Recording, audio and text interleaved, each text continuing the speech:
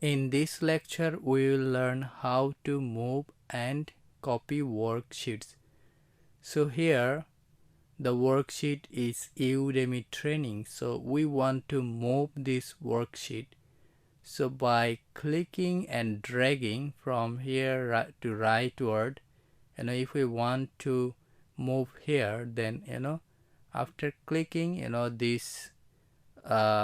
this worksheet will come here. So if we want to move it here, then it will be moved to the right side. So if we want to move it again to the back of the previous position, then we have moved it here.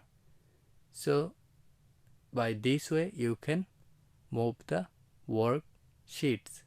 So now I will show you how to copy a worksheet. So here, by right clicking on the worksheet, you can see here move or copy. So by clicking here, you just need to, if you want to copy it, just tick mark here on create a copy and then click OK.